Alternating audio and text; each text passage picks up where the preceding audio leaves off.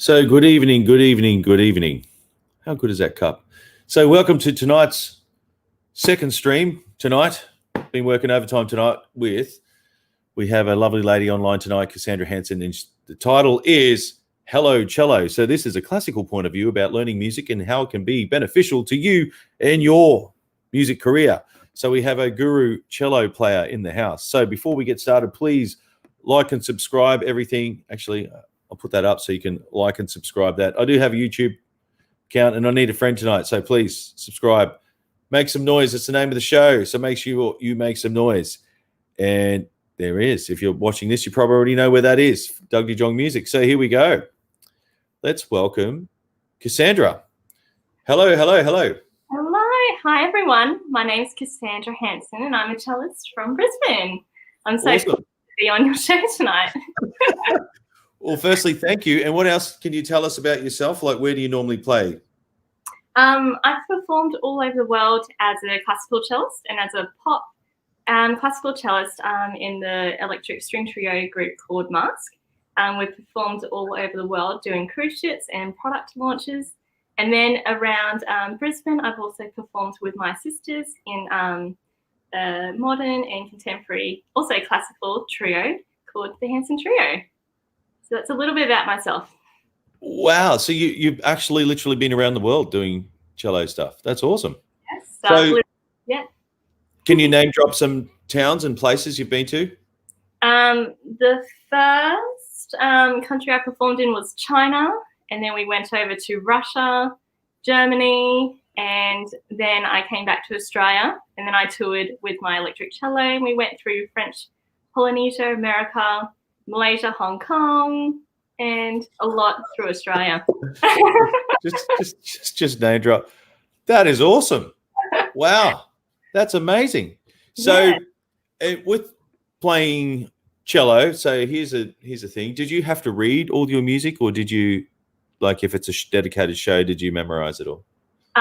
It really depended on the clients and what the piece was. So most of it was notated, and some pieces where we had to do orally. So we had to listen to the track and then work out what our lines were and then rehearse it and then do the choreography, like all the moves that go with the parts too. Oh, wow. You did choreo? Yeah, so it's like wow. lots of dancing and tight movements, and you have to have great instinct. Awesome. Yeah.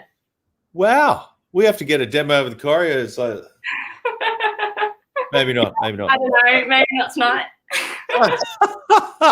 So with your cello, with the cello that you have right now, what can you tell us about that instrument and how old the instrument may be and all that kind of business? Yeah, so I bought this cello by accident. I was actually cello shopping with my student, and we were at Ilya Gravert. He's actually, I think he's a cello and double bass specialist. He's actually this cello. He's from Wollongabba, and he handmade this cello. And when I was playing, sourcing through his cellos to find something for my student, I said, "Oh, can I just have a play of your most expensive one to see what the range is like?" And I just fell in love with the first note. So then the next day I was driving home, and I said to my husband, I said, "I think we should buy that cello." And he's like, "Yeah, go for it." So then we went and bought this cello, and on the same day, I said, "Do I get a bargain if I buy a violin?" And he's like, "Yeah." So I bought a violin, and then it doesn't stop there. And then we went to the Australian Piano Warehouse, and I bought a baby grand all in one day. So whoa, my grand's out there. So so that was all in one day. But we're very privileged to have these instruments and lucky to be able to afford them. Oh, sorry, something's going around the background. That was kind of, there we go. Sorry. So 3 instruments in one day, that must have been amazing. Wow. Yeah. So how did you feel? How far away, or how long ago was that? That was back in 2015 that I found this. Yeah. Cool. And being a custom made cello, like, does it take a while? I'm not sure if you know about how the making of a cello might happen, but it's expensive. I'm not quite sure, because when I played this one, it was already all finished. But I'm not sure. I think I've read something that might be like 200 hours of Wow. like goes into it, and all the carving and varnishing and just getting the right rich sound. So yeah, I'm Wow. not quite sure actually. I remember watching a doco on piano making, and it takes 3 months for a piano to tune before. So it actually sits in the warehouse and tune it and tune it and tune it, for 3 months before they let it roll out. So do we get to hear some kind of cello business? I'll play a little bit. Should I play? Absolutely, yeah. Imperial March? Right, because just off air, when I went to the conservatorium, I studying instrumental, I had to train with SWAP education expertness, so to speak. So I taught a cellist how to play guitar, and she taught me how to play cello. So actually, I really enjoy cello, and this sounds really weird what I really enjoy about it. So when plugging into a quad box, I'm not sure if you get to plug one of your cellos. So a quad box is a big guitar speaker. Mm-hmm. You feel what you play. It's complete immersion. It's kinesthetic. I love it. I love it. I love it. So the louder, the better for me. So with the cello, what was really, really a different experience is that you have to put your knees on the side of it and rest it. What I was really surprised about is that your whole body, it's a whole body experience when you play. Was for me, I'm not sure if that's supposed to happen, but it was like blown away. So the first thing I ripped out was Darth Vader. And I got wrapped over the knuckles because my technique of cello apparently sucks, because it is not like, this is what she told me, I have to hold an apple. Because when I play guitar, it's all about being flat and ergonomic, but I have to be like this. But I would love to hear it. Love to hear it. Let's hear some Star Wars on the cello.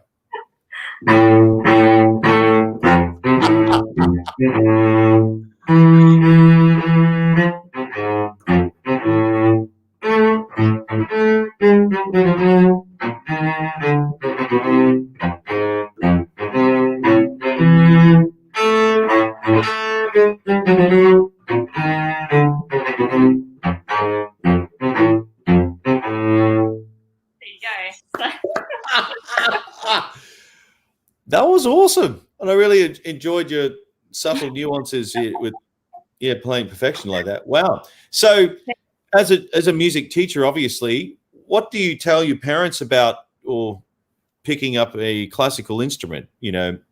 What's your spiel to the parents about engaging and getting the kids on board with that? So the way I entice the students to learn is, well, I actually just invite them to our world of the strings and just show them how beautiful the strings are. So we just demonstrate the open strings. And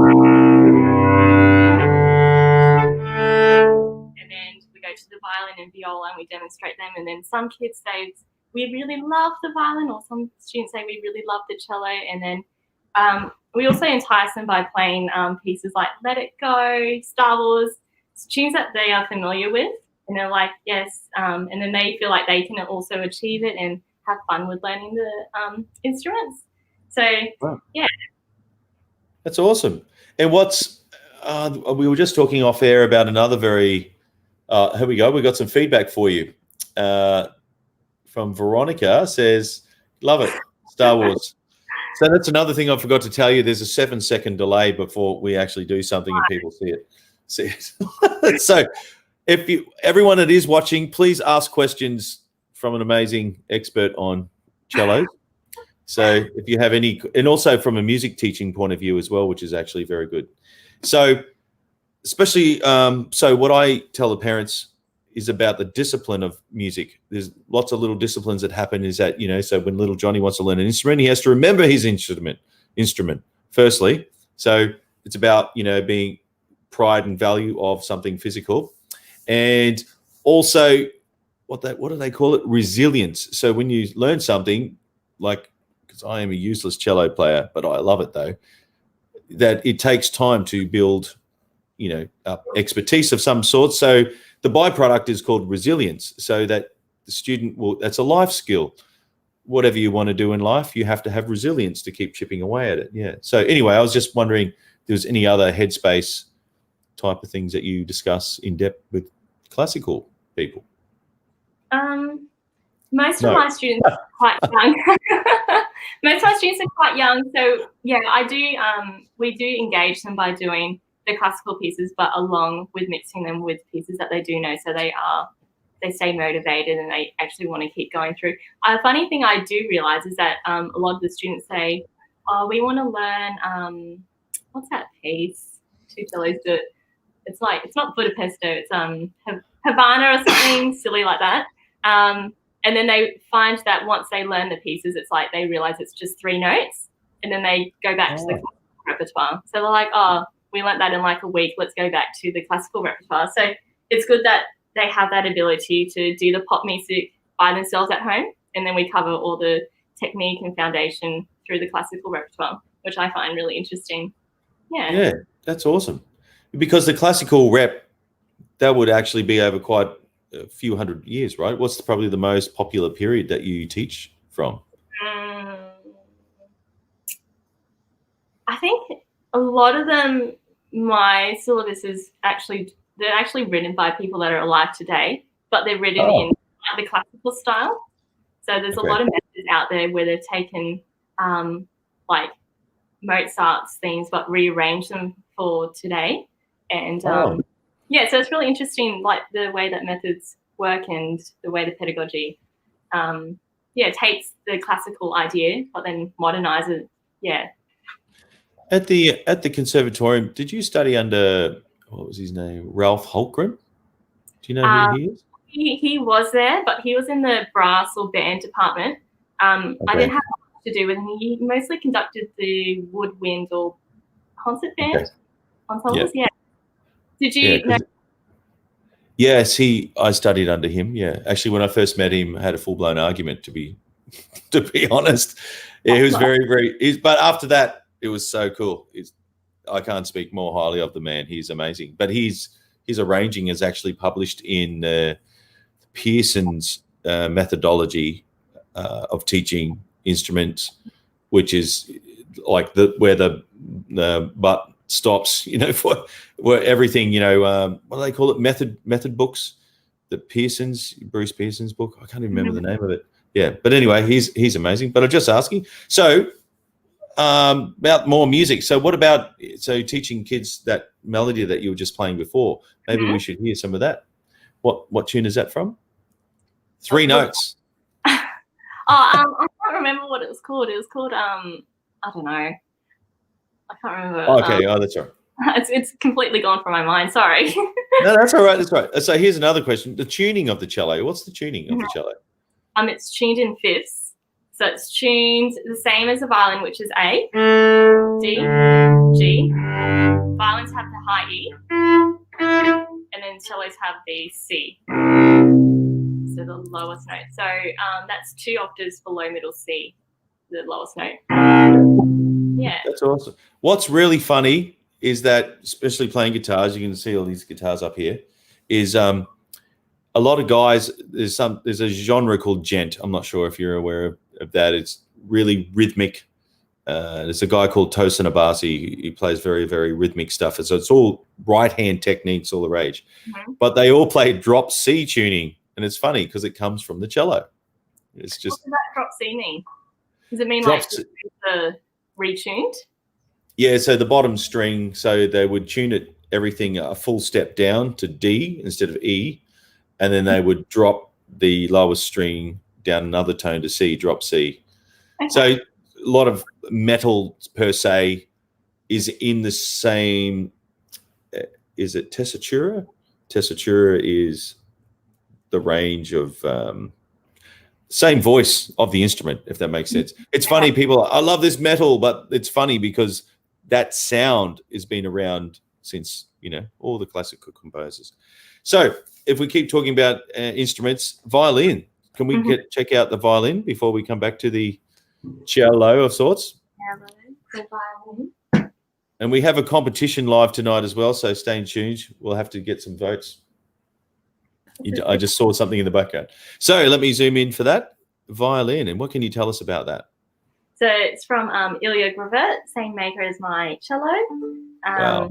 It's just a mini version, I guess. So it's very, very tiny compared to the cello. It's a lot lighter. But yeah, you need lots of muscles to play the cello. But violin's like it's a breeze. It feels like I don't know. I was gonna say it feels like. So that's the pitch of your violin. Everyone knows this piece.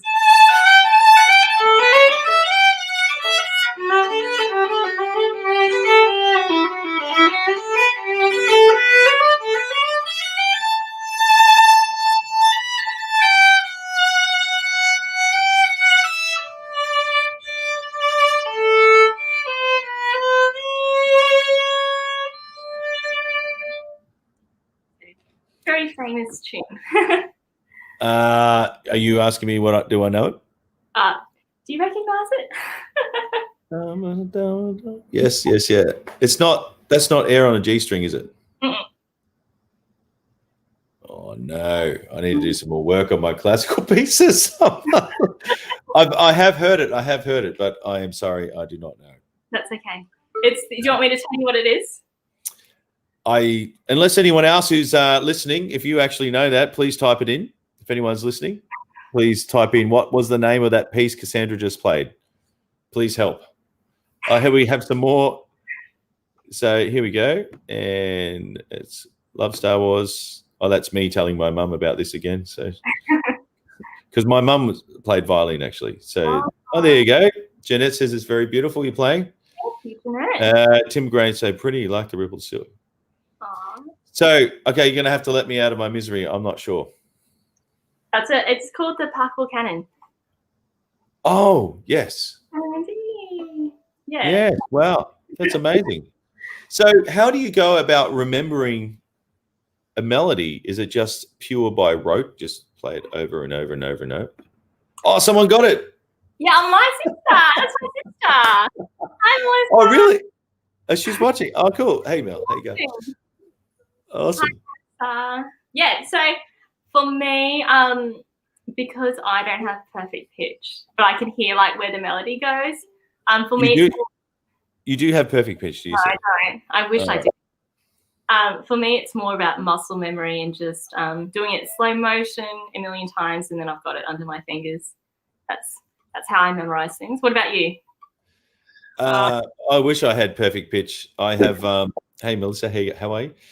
How do I remember something? It has to be kinesthetic these days. I need to feel it. So when I play, I actually can't stand still. I don't know what that's called. Maybe it is an issue, but it's funny coming from when I was much younger. I actually played in concert band. Would you believe I was brought up on woodwind? I played clarinet. No joke. I actually played clarinet. And it's kind of funny. I got suspended by, you probably know, what's his name? Brad Rubin? Yeah. He was at my high school.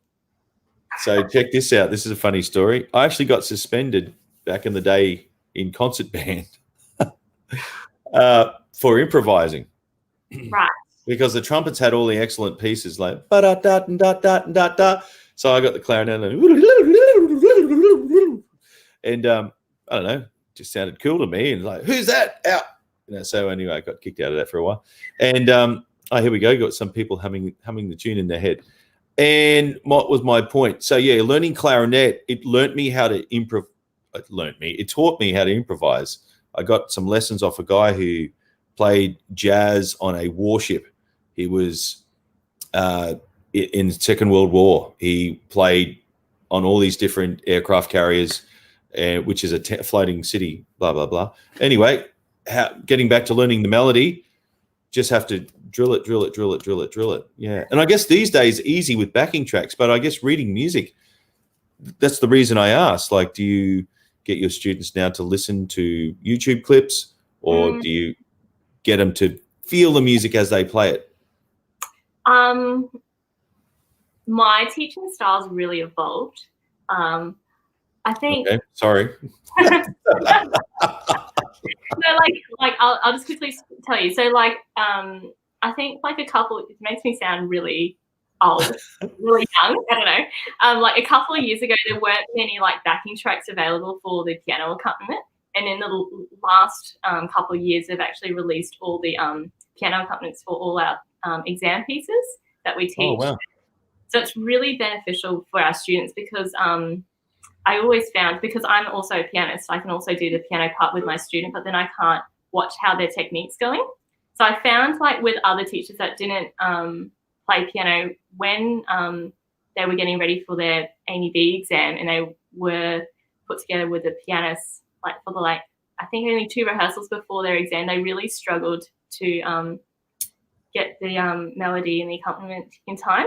So I really found in the last couple of years, they've actually released all the piano files digitally, and all my students, I reckon at almost every single lesson we have a backing track going, whether it's at 70% speed or 85% speed or 100% speed, that they actually learn the pieces faster now with the backing track, and they can actually practice at home with the piano track in the background. It also helps the intonation and rhythm and just everything in general. So I think going back to can my students actually, do they listen to the recording or do they learn the notation? They actually learn the notation first. So we learn how to read all the notes and then we put it together with the piano part. And then I might say, have a listen to YouTube, see how we were actually talking about Julian Lloyd-Webber earlier tonight with one of our lessons and saying how he plays his pieces. So then we go back to, like, the artist and see how they actually do their interpretation. So that's how, my lessons work.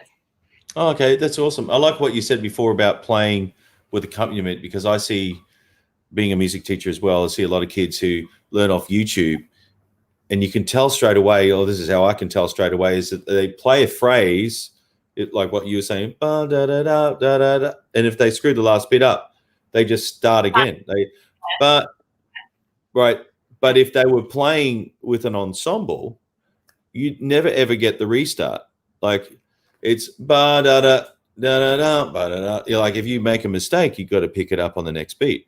Yeah. And it's just funny being aware of this little thing that happens. But this is a funny thing. Like, there's a lot of kids now that have some killer technique, but they don't have the ensemble skills. As before, people would have ensemble skills with no killer technique. So, I guess it also comes down to family, right? Because family builds a culture around the perception of the value of music. It's really deep. But I love it. And I think as growing up, seeing my actual mother actually taught me how to play guitar. And I don't know if you've seen me doing my shred thing, but it blew me away back in the day seeing Mum. She was a violinist, had no frets. And she said, "Here, play the violin." I don't know how to play the violin because I couldn't hear it forced me to have an ear, if that made sense. So I'm just saying, you must have an amazing ear if you can do this. And what came first? Did you know you had an ear? Like, maybe your parents exposed you to that earlier online? And I know your sister plays as well. Maybe where did that come from? I think I always had really good pitch. I think I started on piano, so I think that gave a really good foundational pitch.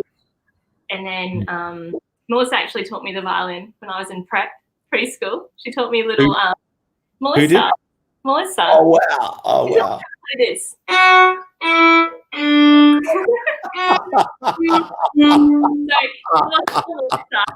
I probably wouldn't be playing violin, and then I got my own lessons, obviously. But what was I saying? Oh, how did I do pitch? Yeah, so I think it came from piano, and then just listening to lots of different recordings and lots of different genres of music. I think that really develops the ear and the pitch. But also practicing against a drone is really beneficial as well, especially for scales and runs and like passages. Yeah, it's really beneficial drone practice. Can you give an example of that? Okay, so you need your microphone device, and so you just it sounds like a fire alarm's going off. It's just like I don't have my phone on me, but it's just like a really just like a drone. Okay, and then you just play your scales off that and hear the harmony. Yeah. I guess it. Or like the passage or the bark or just so each section would be like in the tonic or dominant. So depending when the sections change, you just change the drone. So everything's in tune. Hopefully that's the goal. Not always in tune, but yeah, that's our goal, to always be 100% in tune.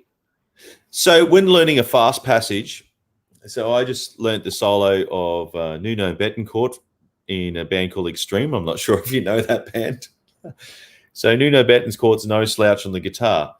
So with learning an intricate guitar solo, I have this funny thing about learning it, but then listening to it a lot more at full speed than slow, because a lot of people want to do it slow. And I'll tell you the reason why. This is just my perception, is if you keep listening to something quickly, you'll get desensitized to it, and then turning the corners, so to speak. So I might take a little more time to build up that little passage, but I want to listen to it at full speed so I know how to speak it or play it at full speed. So my question is, when you're learning a fast passage, do you slow it right down, or do you listen to it? Okay. No, I really don't think that would work on a strings instrument, because there's no frets, and just it's not that I'm saying that it's a lot easier, but I'm just saying like half a millimeter makes such a difference on the cello or violin, that if you're out, if all of your fingers are out by that little millimeter, the whole passage is gone. So everything needs to be done by it's very precise. And so we do a lot of those tricky rhythms, tricky fast passages using rhythms like that was out of tune, but like that, and then we do the opposite, and then fast. So then you learn to balance and get that nice evenness across all the notes. And do you practice hemi, demi, semi-quavers? I think no, we don't shred like that. Come on. No, it's only for like trills that we get those really hemi, demi, semi-quavers. Let's hear. The last time I heard something. Let's hear a trill. I'll just zoom in while you do a trill so we can see your left hand. Oh wait, let me do it on a cello. Wait. Oh, okay. All right. Take two. But if anyone's watching, please.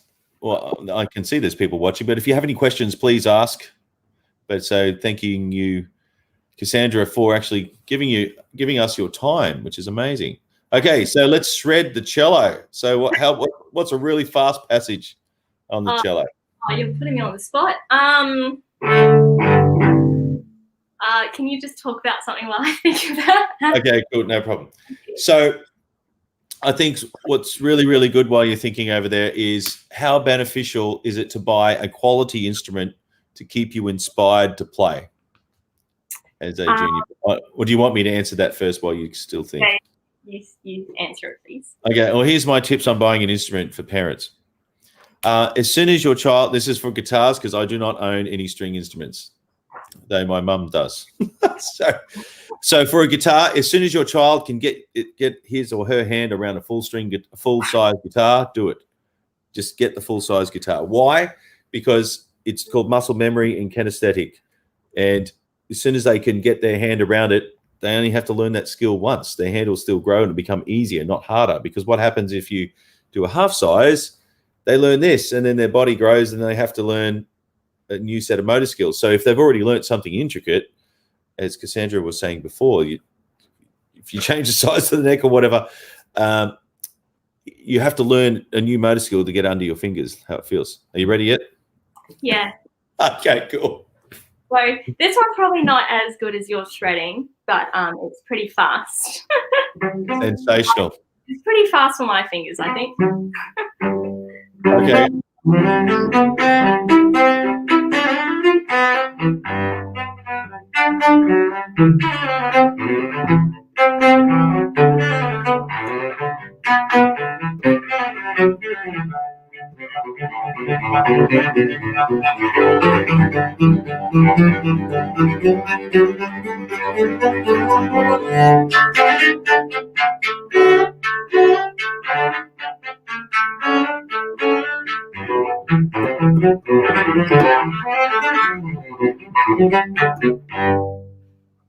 That will do.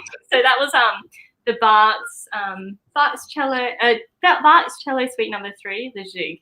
So that's very fast in terms of bowing, coordination, and everything. That's amazing. Yeah, because as you were saying, I just love your technique because you float I mean, not that I can critique your technique, but anyway, it's amazing because I couldn't do that, because I guess with the guitar, the saving grace is frets. So you know, instead of having no frets, you have to land in one spot for the note.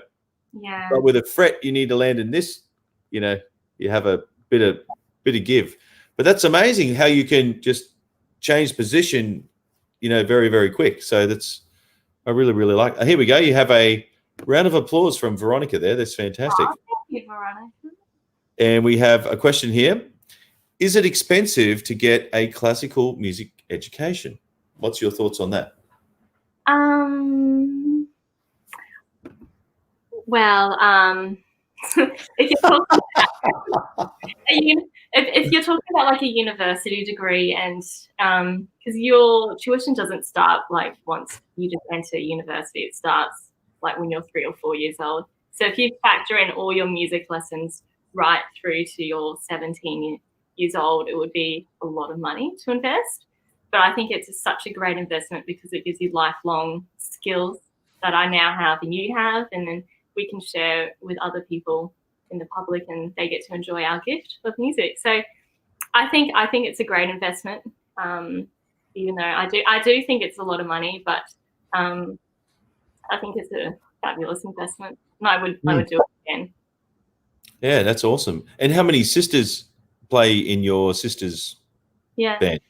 So I've got 2 older sisters. One is Melissa. She's the violinist. So she's the middle sister. And then we have the eldest sister, Crystal, and she's the violist. Yeah. Wow. She's yeah.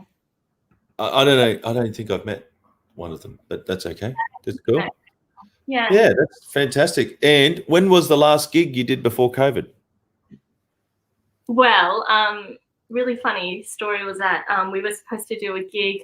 So I think pandemic happened on the 13th of March or something like that. Like, coronavirus was declared. So we had a gig booked in for the 17th at the convention center, and it got cancelled that Friday. So I think the last gig I did was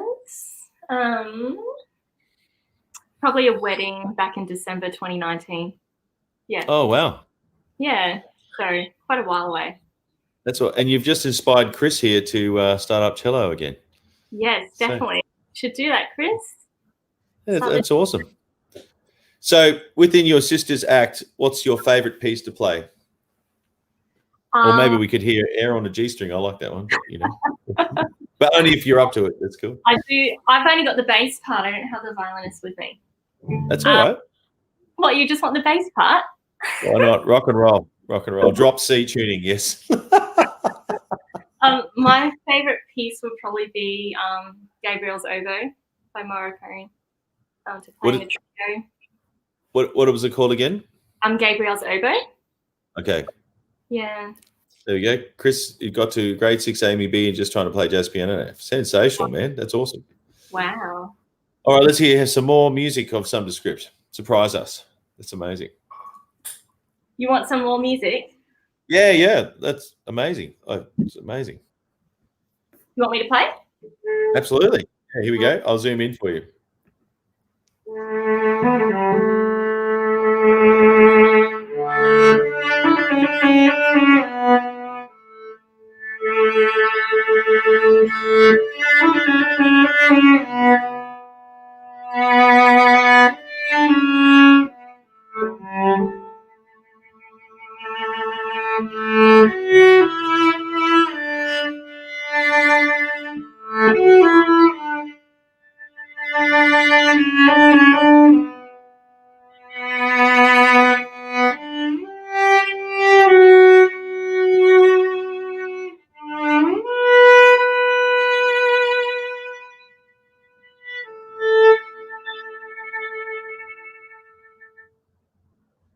So that's a little bit of Gabriel's Oboe.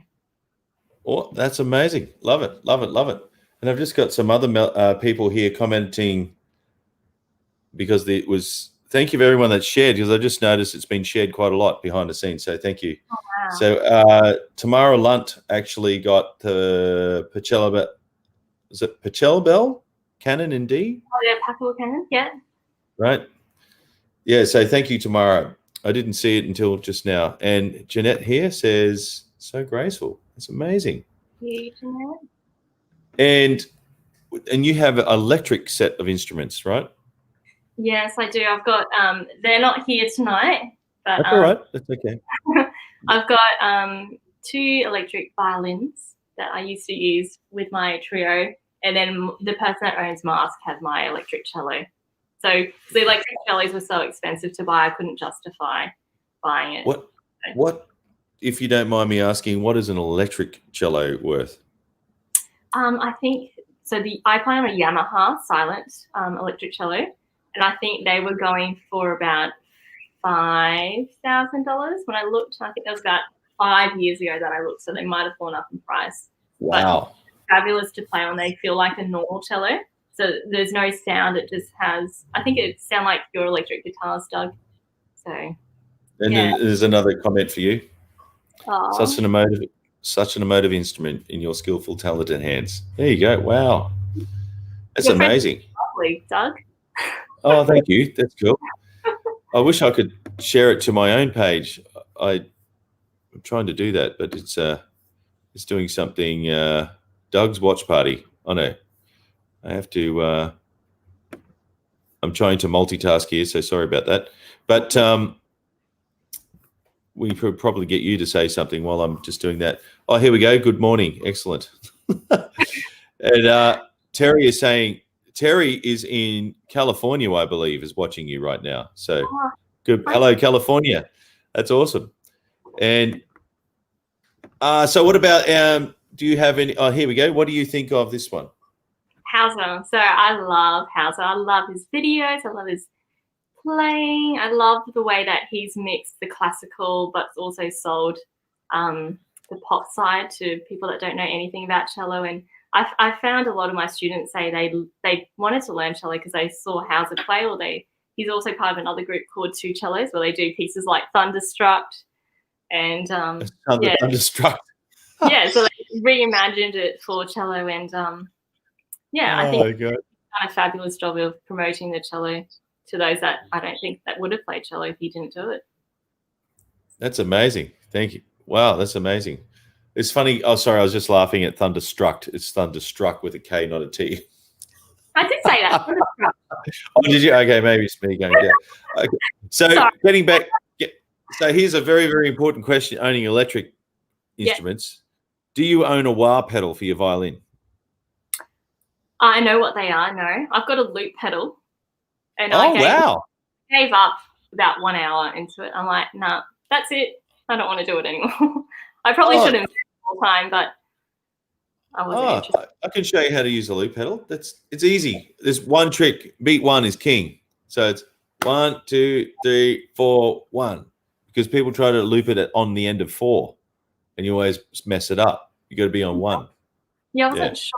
How to line it, but that's amazing. I think I got one piece successful. We tried to do Viva La Vida because it has pretty similar movements. So we laid that one, and I thought it was a bit too risky for live performance, so I put it back in the cupboard, and it's been there since. Well, you have to buy a wah pedal. I think get the real deal. Get a Jim Dunlop Crybaby. That would be cool. Do you have when you play electric violin, do you play through an amplifier, or do you just go direct to PA? There's a couple of different ways we can do it.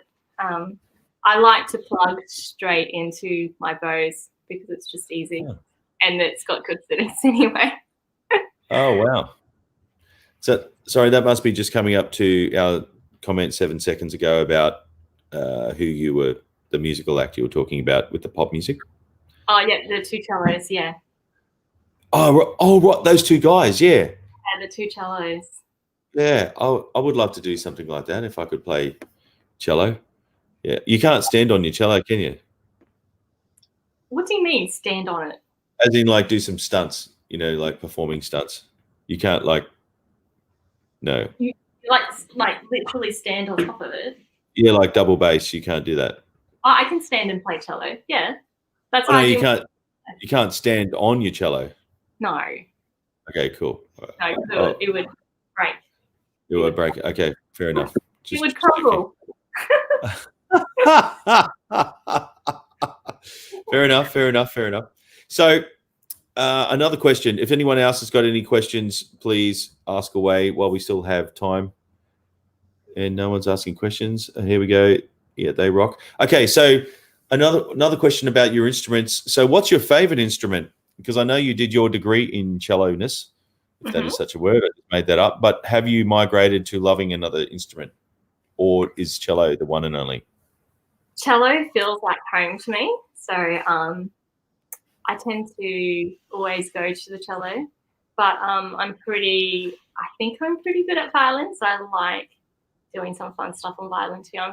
Yeah. So I think I go between the two. If I was doing a wedding gig, I'd probably go cello, but then do some pieces on violins because I think some pieces are better suited for violin. So I think I go between the two quite equally, but maybe a little bit more towards the cello. Yeah. I just can't really decide. It really depends on the piece. Okay, cool. And original music, what's your thoughts on that? Do you do much original? Obviously, you're in a band with your sisters. So is that original arrangements or do you do classic pieces and rearrange them to be interactive? So when we started the band, I hate calling it a band. Rock and roll. We started the trio when I was I can't shred on the cello with my elbow like that. I can't do that. Would you believe? I don't know if I told you about the elbow. Have I told you about that? No. We'll come back to your sister's band story, but so in America, I was playing in that band that you have no idea about called Rage Against the Machine. It's guitarist Tom Morello's band, and I did this elbow move. Blah blah blah. Anyway, I went to the biggest guitar convention in the world. I kid you not. They're called NAMM in California, in Anaheim. I was signing signatures because I had this video and it went viral on the internet over there. And I was like, this is funny. Like I spent all this time, years, like learning all this intricate stuff and doing all this tapping stuff. And it meant nothing. They wanted my signature because it's like, yeah. So anyway, that's where that comes from. Anyway, getting back to the band story. You started the band? Yeah. So we started the trio when I was 10. So back then there wasn't any scribed, there wasn't any music. Oh, wow. So we did a lot of the arrangements in Sibelius by ourselves, and then so we can actually arrange quite well for strings, and I think that's really important now as my job's a strings teachers, that we've arranged a lot of pieces for our own students and adapted them to their own ability. So I think we've really got a great skill set to now use. Wow, that's cool. I like what you said about rearranging it, because as a musician, you would actually learn so much about the theory behind it, rearranging it. Yeah. Yeah. So getting back to the original music question, do you write your own music as well? Yeah, we have written, I think we've got about 10 original compositions, and I think 2 of them have already won Summer Steppers in the local area. Oh, wow. So yeah. Wow, that's awesome. So you're getting your students to play your own music. Yeah. So I found that a couple of years ago, I couldn't really find the perfect piece for my students. We just wrote like the most happiest piece, or we wrote like a really beautiful lullaby, and then we wrote one in New York called Vivaldi on Broadway. So we dedicated it to the students, and then won some Stedfords with them. So it was pretty special. Wow. So if you write it with your sisters, do you say composed by you or composed by the sisters? So this section's actually with my husband. So this one's called the Hansen Grindrod compositions that we had. Yeah. Awesome. So he's a fabulous composer, and I give him my ideas. I say, this is what I like, and I don't like this, I'll make it more like this, and then I arrange it for strings, and so he's probably more the brains behind it all, and this is more suitable, and because he's a guru piano player, right? he's genius at pianist. Yeah, he's yes, awesome. He doesn't admit it, but I think he is. Yeah, that's awesome. We should get him on in next time and shred up a storm. That'll be awesome.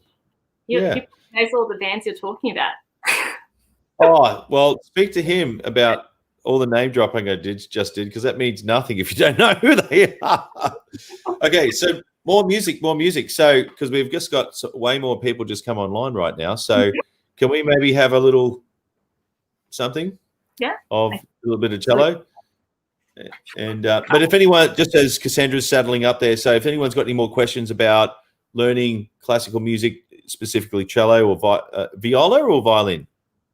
I teach all of them, violin, viola, and cello. But details, okay, just whatever. And pianos, yeah. So, I'm just saying this again for the people who just tuned in and around the world. So, hello, America, and we also have some people in Mexico online as well. Hello, how you going? And where are they from there? New Zealand as well. There you go. A couple of countries in Asia as well. Oh, Kuala Lumpur. How you going, man? So Cassandra's actually, I'm just rehashing, Cassandra's actually a instrumentalist who plays around the world actually in tours. And this is amazing that she has given up her time to check in to tell us what she does. And more importantly, show us what she does. This is amazing. Over to you, Cassandra.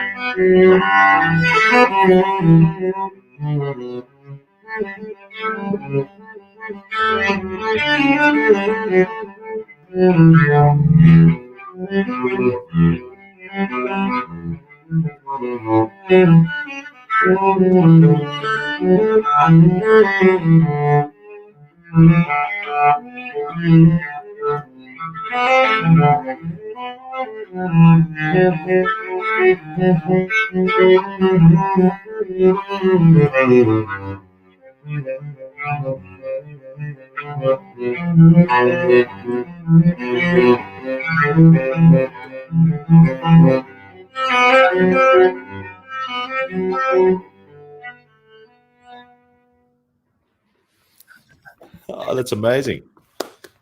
That's amazing. Sensational. So, what's music were we listening to then? So that one's a very famous cello piece called Prelude from Suite 1 by Bach. So it's heard in a lot of films and ads, and all my students that come to me, they go, I want to play that cello piece. They just call it the cello song. And I'm like, oh, okay, is it this one? They're like, yeah, can I learn that one? I'm like, notes, and then you might have to wait a couple of years. But it does get them motivated, and they just love it anyway. Wow, that's amazing. Here we got some feedback here from Veronica again. Amazing stuff. So if anyone's got any more questions, please ask. And Jamie has here, does she know Alex Avery?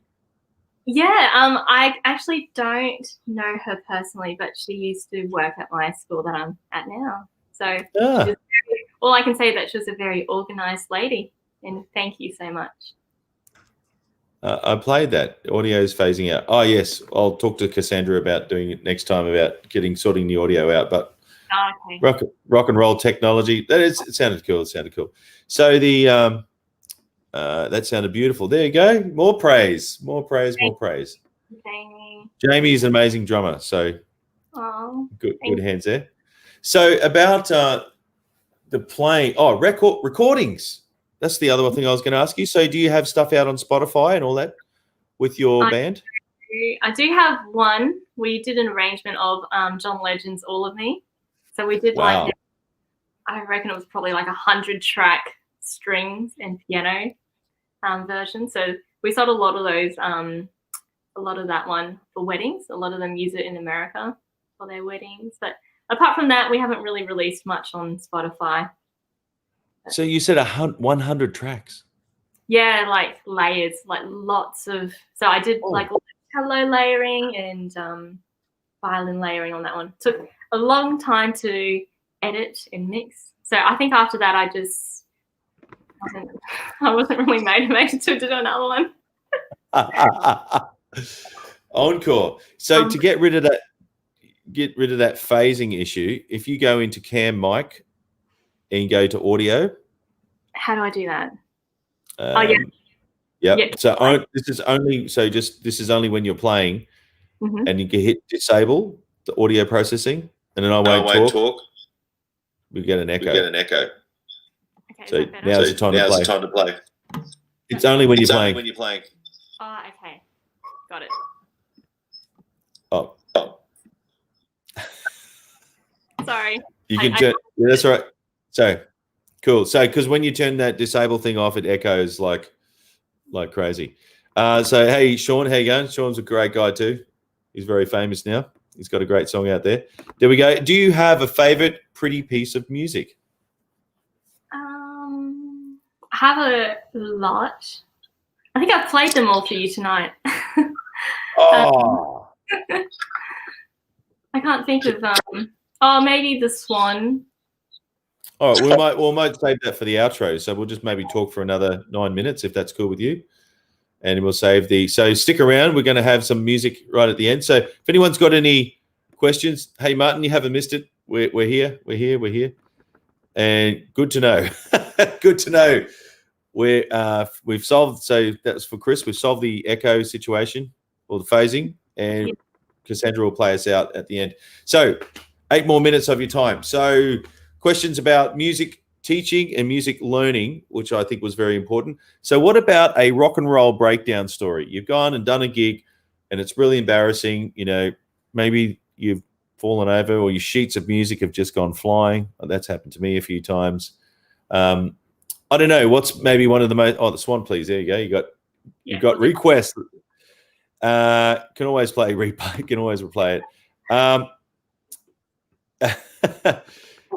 So, what's the most? I don't know. Funny story actually doing a gig. A rock and roll story, or classical roll story. I'm just trying to think. Nothing's really gone wrong. Oh, perfection. Seriously. Actually, I do remember one gig. I arrived in Melbourne and we got to the hotel room. We just did a quick rehearsal and I pulled my bow out of the case and it was broken. So the hairs fell out and it was unusable. I'm like, oh my God, I'm not in my home city. How am I going to play this gig? It was with my the girls from Mask. And so I had to use a violin bow for that gig.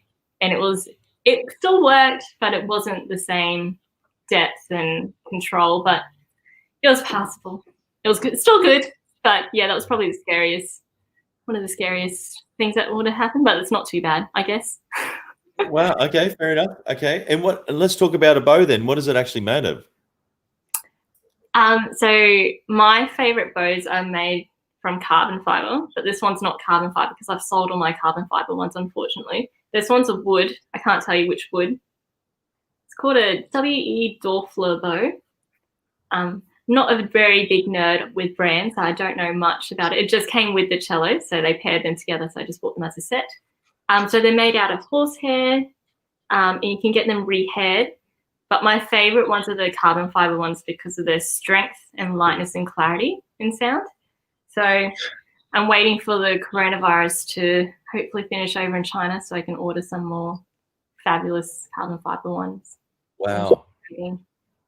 It's funny you mentioned that because I know someone who lives in China and the government, this only happened a couple of days ago, said, hey, we're coming in. Please pack up your stuff.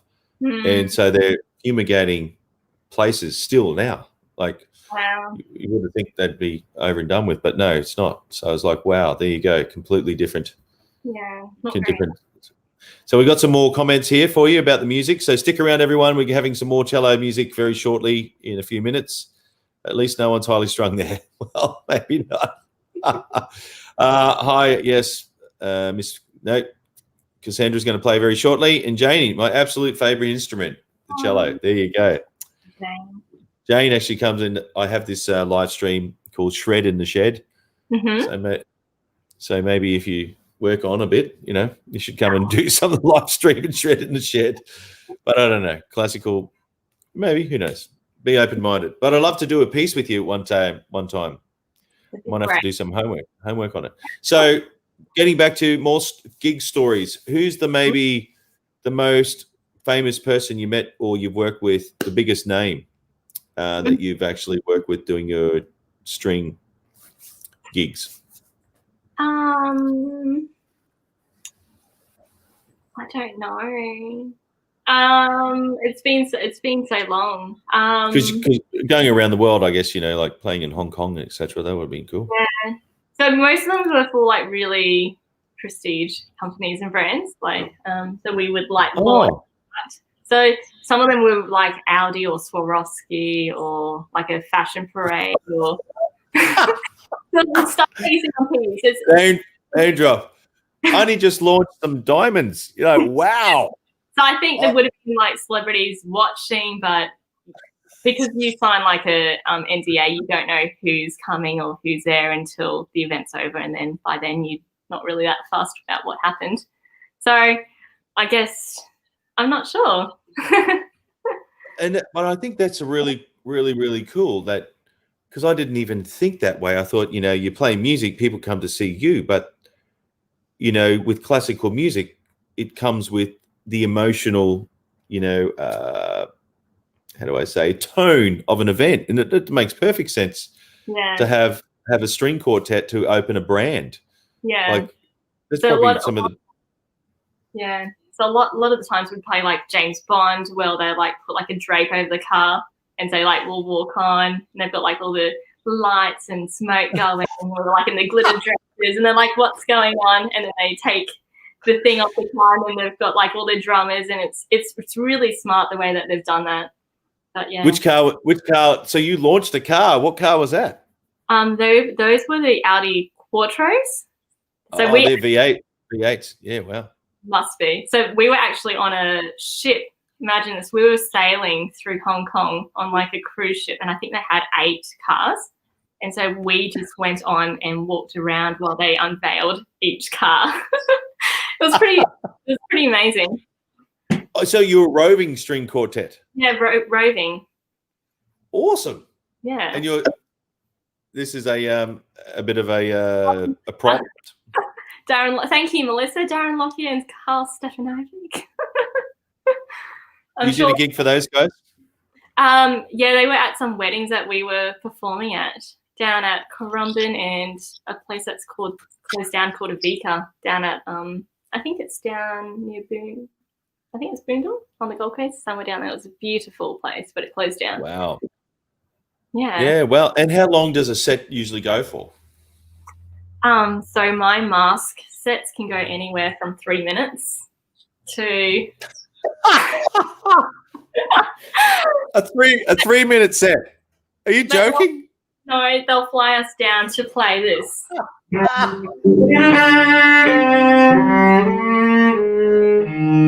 bad.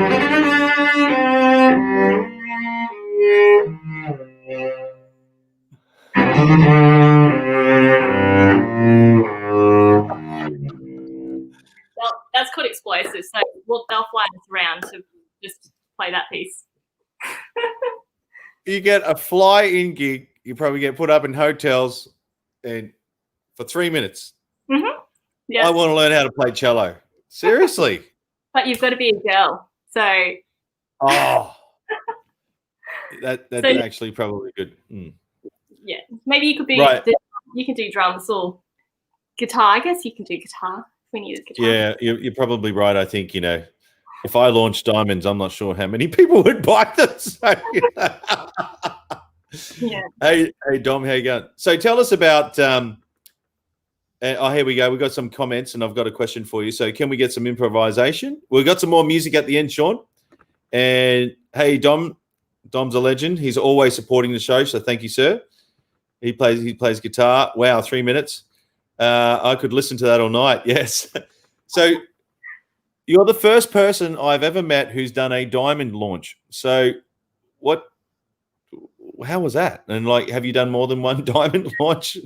We've done a few. Another company down, I probably shouldn't name drop them in Australia, but another one down at Sheraton, down the Gold Coast.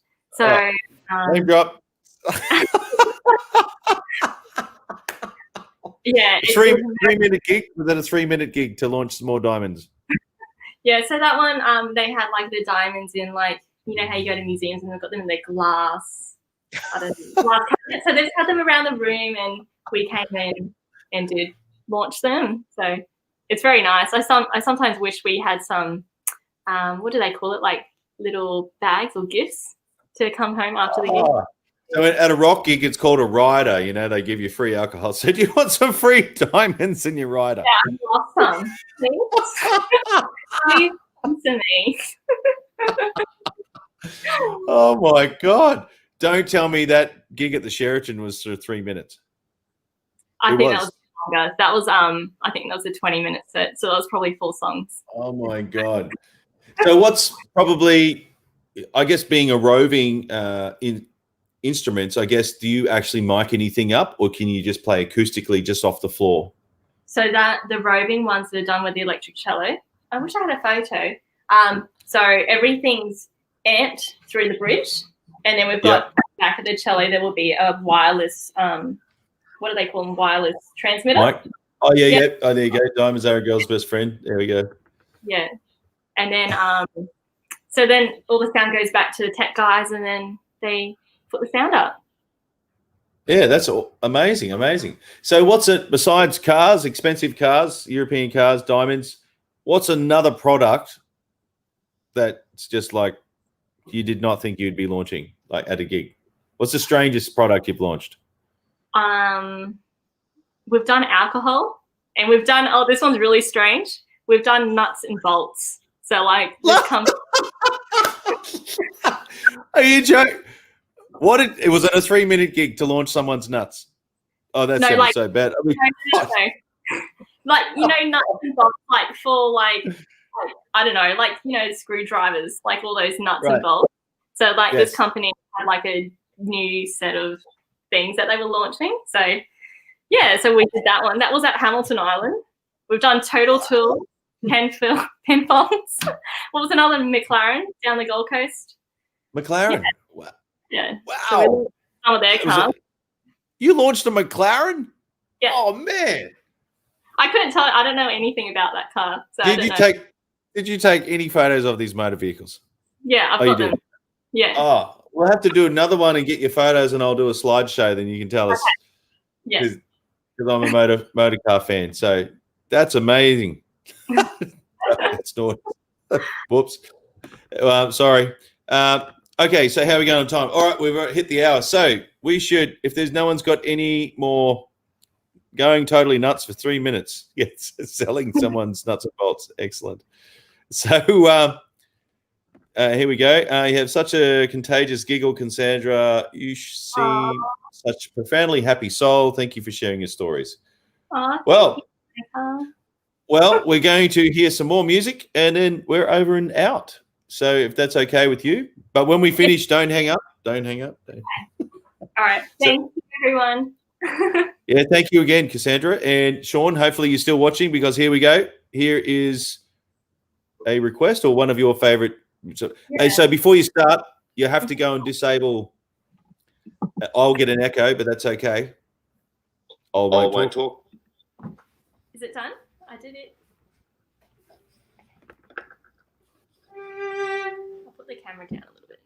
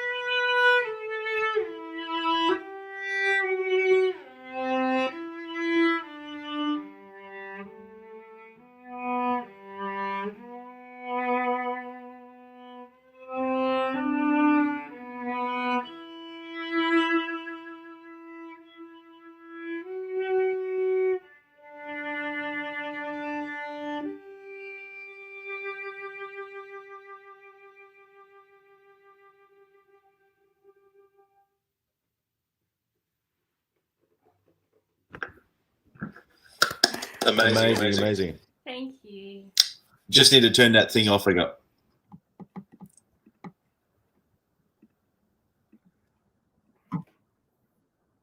Is that all good now? Thank you very. Wow, man, that's amazing.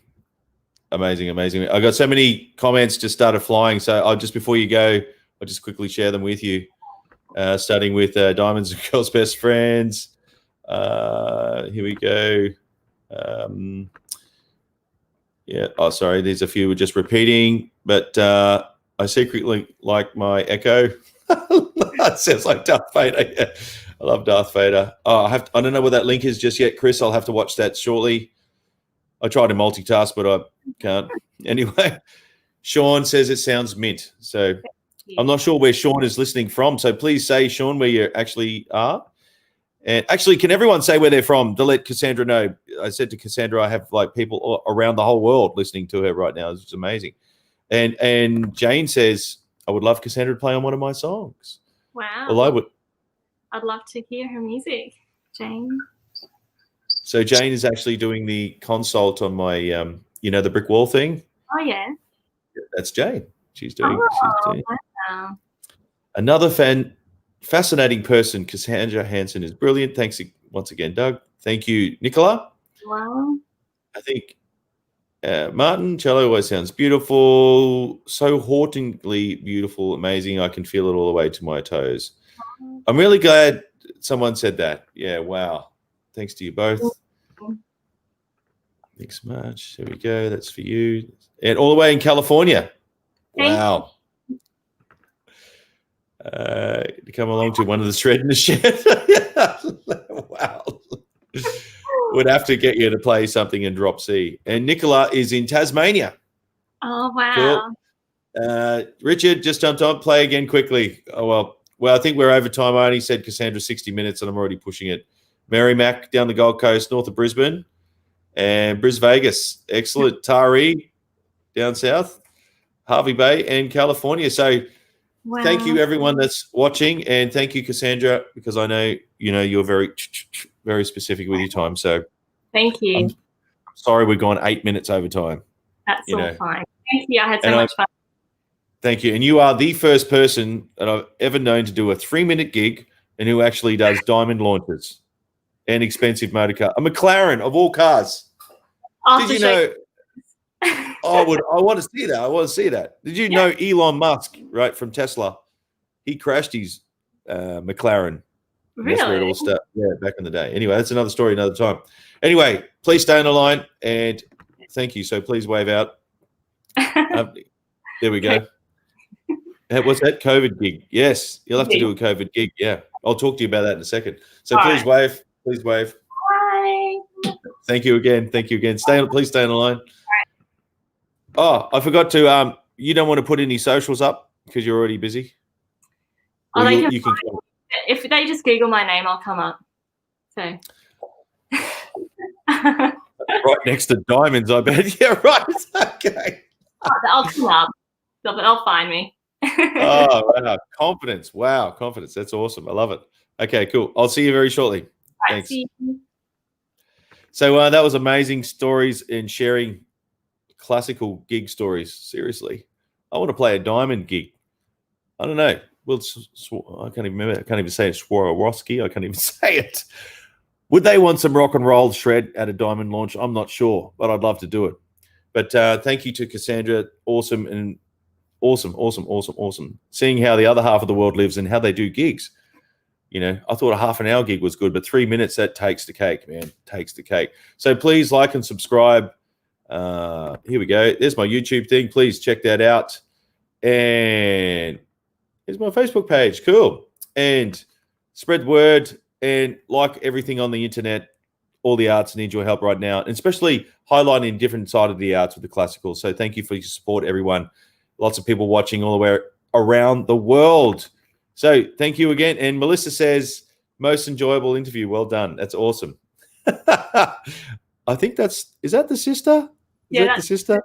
Yeah. That's the sister. All right, cool. Thanks, sis. We'll have to get all the sisters on. That's what we'll have to do. Get all the sisters on. Yeah. All right. Sorry, I will let you go. Hey, I'll see you shortly.